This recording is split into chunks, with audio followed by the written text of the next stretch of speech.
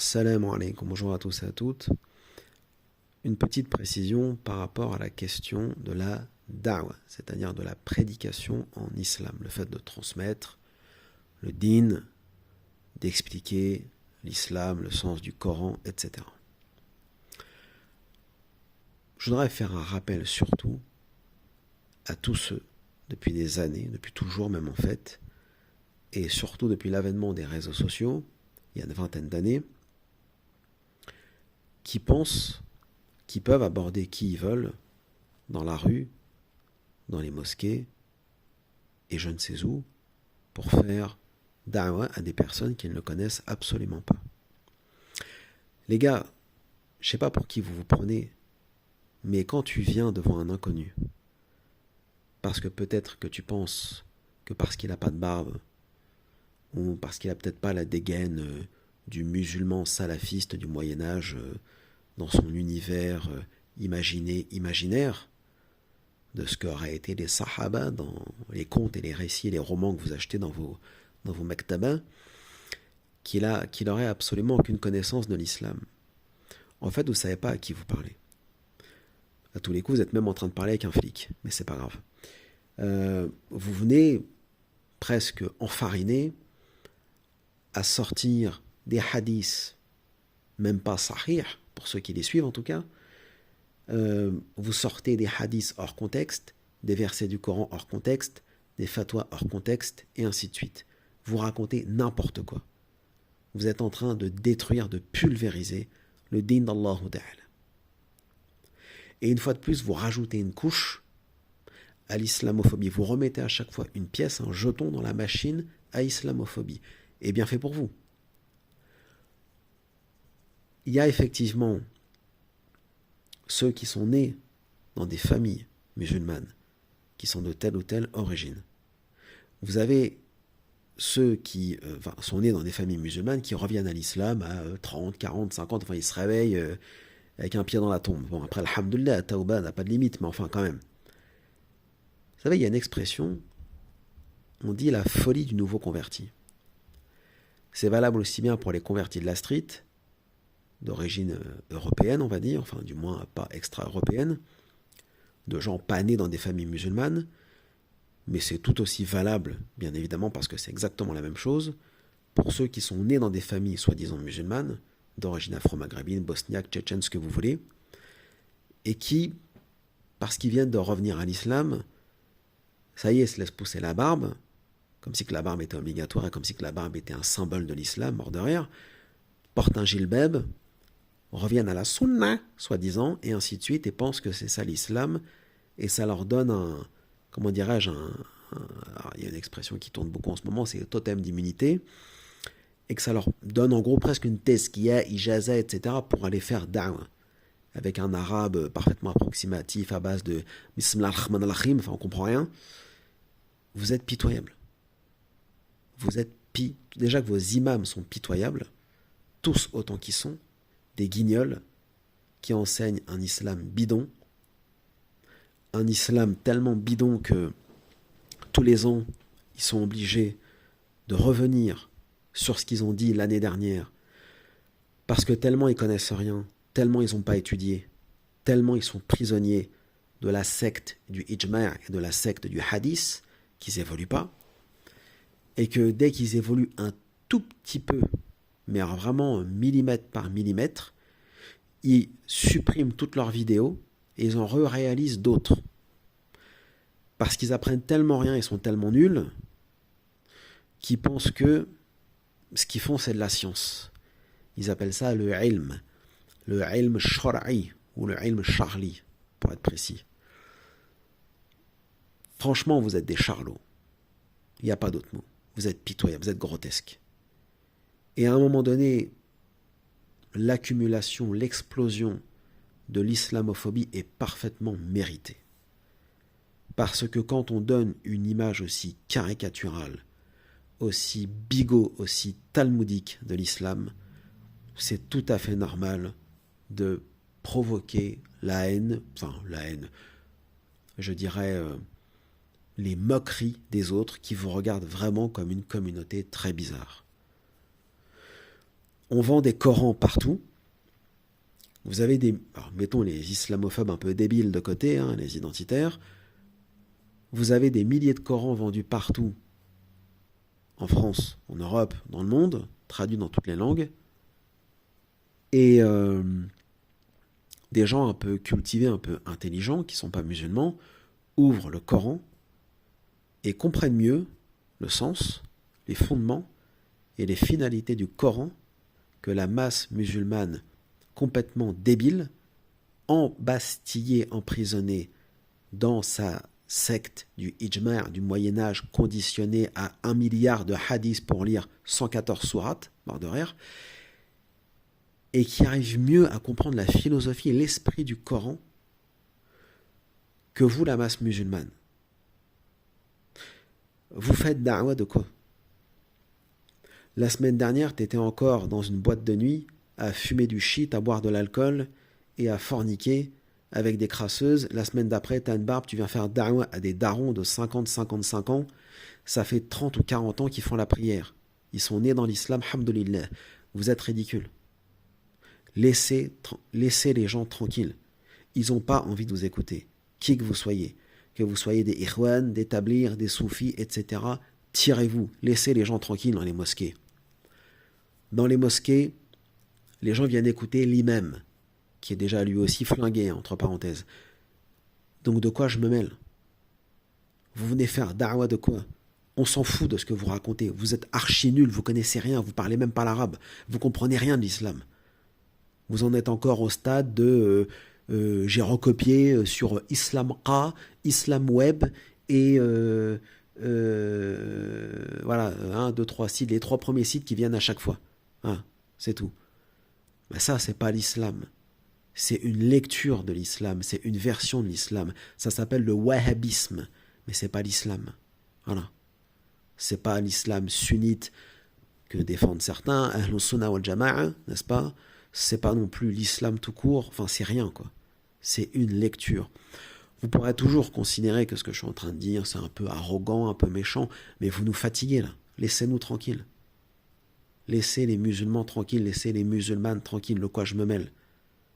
Partout là, on entend que ça. Des hijabeuses, des débiles profonds, des crasseuses en tout genre qui viennent faire la morale à d'autres, parce qu'il ou elle n'a pas de barbe, n'a pas de voile, ou mais de quoi je me mêle, subhanallah. Ce que vous faites, c'est pas de la da'wa, c'est du parasitage. C'est de l'agression. C'est pire que les témoins de Jéhovah qui, eux, au moins, savent aborder les gens dans la rue en costume cravate. Vous débarquez avec des turbans sur la tête, des qamis made in China, on croit Daesh. Vous êtes pitoyable. Vous n'avez ni tact, ni miséricorde, ni rien. Personne ne veut vous écouter.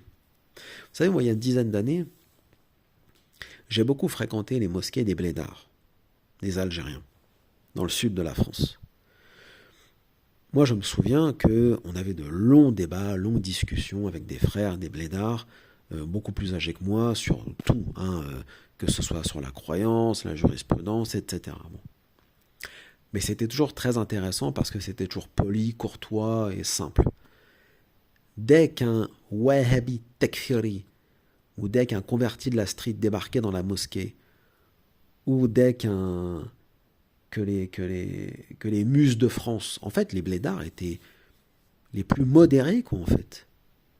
C'est ça qui m'a choqué à l'époque, contrairement à tout le baratin que les wahhabis, que les malikites, hanafites, shafi'ites des banlieues de France et ainsi de suite me racontaient, quand j'étais jeune, quand j'avais 20 ans, sur les blédards, je me rendais compte que les blédards, d'abord, j'ai rencontré plein de blédards qui étaient hafid al-Qur'an, ils connaissaient le Coran par cœur, subhanallah, alors que tous les enturbanés barbuchons de France, bref, ils étaient mis dans le shit, mis dans la mosquée, et surtout, j'ai croisé des gens qui payaient pas de mine, parce qu'on m'avait raconté, après être revenu à l'islam, qu'un musulman, il a une barbe, il suit la sunna, et la sunna, c'est on prie pas les mains le long du corps, on colle les pieds dans la prière, et nanani et nanana. Et j'allais prier dans les mosquées des blédards algériens. l'imam, forcément, comme c'était un maliki, priait les mains le long du corps, les wahhabis venaient pas prier parce que c'est haram. La sunna, c'est le qabd. Tu comprends le qabd? Il faut mettre la main droite sur la main gauche. Parce que si tu pries les mains le long du corps, tu pries comme les chiites. Parce que tu comprends, les mamaniques, en fait, il était malade. Et puis, voilà, ils racontent toujours cette histoire pourrie, cette histoire bidon. Ils comprennent rien et ils savent rien. Je veux dire, même à l'intérieur de l'islam sunnite, si on se positionne, moi je m'en fous du sunnisme, mais même quand on se positionne dans l'islam sunnite, ils ne savent rien. Rien. Nada. Ils savent même pas de quoi ils parlent. Ils n'ont jamais entendu parler de rien des 4 écoles, du vrai ijma', des usul dans chaque école, des avis prépondérants, mashhour, voilà. Mais tu comprends, dans Al-Muwatta, l'imam Malik, il a rapporté le hadith de Qabd, et puis, ils n'ont pas lu le Mudawwana, enfin, c'est une catastrophe, bon. Tout est comme ça. Pareil, ils comprennent pas pourquoi les Turcs, dans leur mosquée Hanafites, ils font le taslim en même temps que l'imam, mais c'est haram, c'est une bid'ah, tu comprends, qu'est-ce qu'ils sont fatigants. Ils pensent qu'ils suivent la sunna, ils suivent juste le madhab hanbali à 90% sans le savoir. C'est des clowns. Les blédards, comme il y en a, ils les appellent, wallahi, c'est les gens, en fin de compte, les plus modérés et les plus fins connaisseurs de l'islam. C'est dans les mosquées de blédards que j'ai découvert des gens qui venaient me raconter des choses. Alors forcément, j'étais pas ouvert d'esprit à ce moment-là. Genre, ils venaient me parler, en même temps qu'ils me parlaient en arabe, que je comprenais rien, que bon, c'était assez compliqué. Mais ils étaient toujours, non, mais Isa alayhi salam va pas revenir, regarde, je te cite le verset, j'étais là, j'étais complètement perdu, comment ça, Jésus ne va pas revenir, mais c'est haram, c'est des paroles de kofr. Vous voyez ce que je veux dire? On est conditionné par le sunnisme orthodoxe et par la wahhabiyya. Bon, moi, j'ai jamais été wahhabite de ma vie, je m'en fous, mais quand même, c'est ça qui revient partout. Les musulmans, ils racontent n'importe quoi. La zakat, ça se donne pas en argent, c'est haram. Et puis, de toute façon, la zakat, c'est fardain. Et puis, ils racontent n'importe quoi. Mais apprenez votre din. Franchement, subhanallah, apprenez votre din. C'est une catastrophe. Le din, c'est pas les sites internet. Je veux dire, allez parler avec des imams, des ulama, comme j'ai fait il y a 10-15 ans. Écrivez des courriers en arabe, envoyez-les dans vos pays d'origine. Vous êtes toujours en train de dire, non, on est des Algériens, non, on est des Marocains. Vous suivez 0 ulama algériens, marocains, parce que, ouais, mais tu comprends, c'est des soufis, des ash'ari, ils suivent pas la sunna. Voilà. Donc en fait, ils s'en foutent de leur bled. Et ils s'en foutent de leurs imams. Tout ce qui les intéresse, c'est la secte Wahhabiyya, Salafiyya, Takfiriyya. Voilà, c'est tout. Donc leur propre bled qui revendiquent du matin au soir, ils suivent que. Mais tous ceux qui sont là en France, dans les ghettos, dans les cités, c'est wahhabisme matin, midi et soir. Point. Ils connaissent absolument rien de l'islam, y compris même à l'intérieur du minhaj Ahlus Sunnah wal Jama'a. Ils connaissent rien. Et ils n'ont jamais entendu parler de tous ces fuqaha, qui soient hanafites, malikites ou autres, qui ont dit, oui, on peut raser sa barbe, ce n'est pas obligatoire. Voilà, tout ce qu'ils connaissent, c'est ce qu'ils voient sur des sites wahhabites, toujours les mêmes, Islam Web. Ça va pas plus loin que ça. Hein. Ils connaissent 2 sites. Et pour ceux qui sont un petit chouïa arabophones, ils tapent donc Lihya Islam sur leur clavier, ils tombent sur le site de Bin Baz, il est mort il y a 30 ans, terminé. Voilà. C'est de la guignolerie. Ils n'ont absolument aucune connaissance de rien. Donc tout ça pour dire, tous ceux là sur Internet, vous venez, vous nous envoyez vos rappels. Mais si tu es là, moi un jour, on était en train de parler avec un frère t-shirt, lunettes, assez costaud, une dégaine d'un télo ingénieur, pas de barbe forcément, pas de qamis, il pris en t-shirt. Le frère, il était hafiz al-Qur'an. C'était un Turc. Le frère, il connaissait plus de la moitié de Radd al-Muhtar, un livre hanafite bien connu dans le fiqh, dans la jurisprudence hanafite. Tous les wahhabis qui venaient prier dans la mosquée des blédards où je priais à l'époque, ils venaient faire du cinéma à chaque fois. Ils étaient là genre, ouais, l'imam il prie les mains le long du corps, il a pas de barbe, il connaît rien. Non mais l'imam, C'était un élève de Mohamed Belkebir, rahimahullah. C'est une légende dans le sud de l'Algérie. L'imam en question, il était hafiz al-Qur'an, il connaissait le Muwatta par cœur, il connaissait Bukhari Muslim par cœur, il connaissait tous les mutun, les textes de Ibn Ashir, etc., de son madhab. Puisqu'il était maliki. Mais toi, t'es un guignol de France, tu connais rien. Tu peux même pas prononcer un mot en arabe. Tu peux même pas lire 3 versets du Coran sans t'arrêter 15 fois. Mais fermez-la. Vous êtes nuls. Laissez-nous. L'établir, la khourouj, c'est une catastrophe. Laissez les gens tranquilles. Laissez les gens qui ont étudié, les vrais talib al-ilm qui ont... Laissez les gens tranquilles. Vous n'êtes pas apte à faire da'wah. Ce n'est pas à vous de faire da'wah. Il faut revoir totalement cette conception de la da'wah. C'est une catastrophe. Des gens qui envoient des messages. Non mais Akhi, tu comprends, il y a ijma' de... Mais il y a ijma'. Hier, je t'ai vu avec un joint dans la rue. Ijma' de quoi? Mais dégagez. Ça aussi, c'est... Certains ne comprennent pas parfois en disant mais je comprends pas, l'imam il a pété les plombs, il n'était pas comme ça avant. C'est vous qui les rendez fous. Les masses, là, musulmanes de France. C'est vous qui rendez fous les imams. À l'âge que j'ai maintenant, je comprends mieux comment certains imams de France ont pété les plombs et sont devenus arrogants, méchants, aigris et très durs avec les immigrés, l'islam, les musulmans, etc. Parce que vous les avez rendus fous, en fait. Avec vos histoires, vos petites combines, là. Hein, vos petites combines de shor, de ci, de ça, de commerce non déclaré, de zakat comme ci, de zakat comme ça, de mythomanie, franchement, c'est une catastrophe. Et on n'a que ce qu'on mérite. Enfin, vous, moi je m'en fous, ça ne me concerne plus tout ça. Moi je suis sorti de la secte. De la secte là, de la jama'a, soi-disant. Il n'y a pas de jama'a. Et il n'y aura jamais de jama'a avec ces gens-là. C'est impossible. On n'avancera jamais avec cette masse musulmane guignolesque qui pense avoir un avenir, entre parenthèses, califal et ainsi de suite, que ce soit dans leur pays d'origine, bon courage, ou en Europe. Non mais, les musulmans auront un avenir le jour où ils auront commencé d'abord à structurer leur communauté. Et là, on peut beaucoup les critiquer sur plein de points, mais eux se sont structurés, c'est-à-dire les juifs et les chrétiens, par exemple. Et le jour où les musulmans commenceront à s'occuper de leurs affaires et à arrêter de se prendre pour des douat, ici ou là, à coller un hadith, à coller un verset. J'ai vu une chose, et je m'arrêterai là, la dernière fois, j'étais mort de rire. Vous avez une hijabeuse, une influenceuse, une lépreuse, comme disent certains. À un moment donné, je suis désolé, hein, astaghfirullah, c'est énervant. Il y a un frère qui vient, qui lui dit, gentiment en plus, hein, sans insulte ni rien. Tu viens, tu nous fais da'wah, t'as 3 couches de fond de teint sur le visage, tu vis planqué en Thaïlande, tu veux des dons, on sait même pas quitter, enfin, bon, il l'a dit mieux que moi. Hein. Et en fait, il l'a critiqué parce qu'elle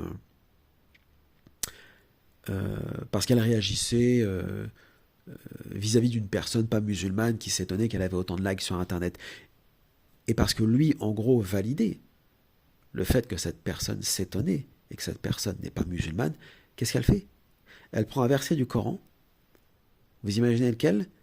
Ya ayyuhal ladina amanu la tattakhidul yahud wan nasara awliya ba'duhum awliya'u ba'd. Voilà. Ne prenez pas pour alliés les juifs et les chrétiens, ils sont alliés les uns les autres. Et quiconque les prend pour alliés fait partie d'eux. Voilà. Tiens, elle lui colle dans la face le verset et elle écrit en dessous prendre pour alliés les mécréants, tu sors de l'islam, Harry. Non mais, j'en ris, mais moi ça me fait pas rire. Elle vient de faire le takfir d'un musulman comme une daeshienne, alors qu'il était en plus en train de lui dire la vérité par rapport à ce qu'elle est, par rapport à son comportement. Regardez le niveau de la masse musulmane. Tu m'étonnes qu'à un moment donné, on a dans des cours de récréation des jeunes filles qui se font embrouiller par des espèces de cassos islamo-wahhabo-racailles, dont les parents les connaissent. C'est les gros cassos qui viennent dans les mosquées avec des barbes d'1 kilomètre. Oh, ce ne sont pas. Et ce genre-là, qui sont à 2 nuggets de Daesh, voyez, on n'en peut plus. Voyez. C'est pour ça que moi, je vous le dis honnêtement, les frères, les mosquées afro-maghrébines, mais surtout maghrébines, moi, c'est fini, j'y mets plus les pieds. C'est terminus, depuis des années. Et ceux qui me disent, hein, ah ouais, mais les mosquées africaines ou turques, on comprend rien. Eh ben, tant mieux, hamdoullah, je comprends rien. Mais alors, dans ces mosquées-là, on m'embrouille pas. Le problème des Arabes et des Maghrébins, et en partie des Africains d'Afrique subsaharienne, hélas, mais moins quand même, c'est qu'ils sont complètement contaminés par le wahhabisme et par le sunnisme ultra-orthodoxe. Il n'y a pas d'évolution, pas de réforme, pas d'intelligence, rien. Ils sont piégés dans des sectes. Tu rentres dans ces mosquées-là, c'est des commissariats de police. Tout le monde regarde tout le monde. Ouais, ton pantalon, la barbe, si, ça. Mais qui veut prier dans ces mosquées-là? Qui veut prier dans ces mosquées-là, franchement? Qui vient chercher de la spiritualité et de la quiétude dans des mosquées où vous êtes jugés comme si on était en Iran ou en Arabie Saoudite ou en Corée du Nord? Comme si que c'était ça l'islam, comme si que c'était ça le Coran, comme si que c'était ça la mission du prophète, sallallahu alayhi wa sallam. Cette communauté va disparaître. Je le dis ouvertement, cette communauté va disparaître. À continuer comme ça. À être autant chaotique, cette communauté, wallahi, elle va disparaître. Et c'est bien fait. Donc à un moment donné, moi ça ne m'étonne absolument pas que des masses musulmanes ne mettent plus les pieds dans les mosquées parce qu'ils ne veulent plus croiser ces gens. Après, c'est la responsabilité aussi des imams et de ceux qui tiennent ces mosquées de dire « Vous n'avez pas à faire la loi dans les mosquées, à faire da'wah, à faire khuruj, à faire ceci, à faire des lectures là. » Non. La mosquée, elle appartient à l'association, c'est elle qui la gère, terminé. Elle ouvre à telle heure, elle ferme à telle heure. T'es pas content, va prier ailleurs, terminé. Il y en a plein qui l'ont fait ça déjà. Ça fait déjà des années, mais c'est encore minoritaire. Donc, voilà. Tout ça pour dire, arrêtez de faire da'wah à tous ceux là qui font da'wah là sur Instagram. Vous connaissez rien. Dans 5 ans, tu diras l'inverse de ce que tu as dit à 90%. Dans 10 ans, ça tombe, tu seras kafir morted. Donc, laissez-nous tranquilles. Laissez les professionnels de la da'wah faire, expliquer avec patience et avec la déontologie adéquate. C'est-à-dire, voilà, on ne vient pas dire ouais, c'est comme ça, il y a ijma', il n'y a rien du tout. Il n'y a rien du tout. Ijma', c'est une blague. Il n'y a rien. T'as le Coran, il y a les fondements de l'islam, on les connaît. Le reste, après, c'est que des avis. On les prend, on les jette à la poubelle, si on veut. Parce qu'ils ont été contredits 15 000 fois par 15 milliards de ulama ici ou là. L'histoire de l'islam, elle n'a pas commencé avec Ibn al-Taymiyyah, ou avec Mohammed ibn Abd al-Wahhab, ou avec al-Uthaymin, ou avec Sheikh al-Qardawi. Elle a commencé avec le prophète, sallallahu alayhi wa sallam, il y a 1500 ans. Et depuis, nous avons collecté des milliards d'avis juridiques. Vous imaginez bien qu'en 1500 ans, il n'y a pas eu 100 ou 150 ou 150 000 ulama, il y en a eu des millions de toutes les écoles, de toutes les tendances. Et on n'a même pas encore été en profondeur dans tous les livres et dans toutes les encyclopédies. On trouve aujourd'hui encore des choses, on est là, subhanallah. Des gens découvrent des choses hallucinantes des fois dans les écoles. Des avis qu'on ne pourrait même pas tenir aujourd'hui. Donc, ce que tu penses être le haqq ou le ijma', en vérité, c'est dans ta tête. Ce n'est qu'une lecture. Ce n'est qu'un avis. Il y en a des milliards d'autres. Et combien de fois il y a eu des ijma' qui ont été réfutés par d'autres ijma' qui bousculent d'autres ijma' et ainsi de suite. Donc sur ce, ne faites plus da'wah et laissez ceux qui savent faire et qui connaissent, avant de dire des âneries comme on a entendu ces dernières années, hein, genre un imam wahhabite qui était monté sur le minbar, dire quiconque mange du porc devient un porc, l'autre Wallah, les frères, l'abandon de la prière, c'est pire que le meurtre. Donc là, tu as tous les Daeshiens dans la mosquée, ils écoutent ça. Ah, intéressant. Voilà comment on radicalise des jeunes complètement paumés. Et ainsi de suite, et ainsi de suite, et ainsi de suite. C'est bourde sur bourde. Certes, je défends la liberté d'expression, la liberté de culte totale, le droit à l'orthodoxie, et ainsi de suite. Mais d'un autre côté, c'est du pain béni pour les islamophobes. Et c'est du pain béni pour les gouvernements qui nous regardent, enfin qui vous regardent, parce que moi, ça ne me concerne même pas. Sur ce, barakallahu fikum, bonne méditation et bonne soirée à vous.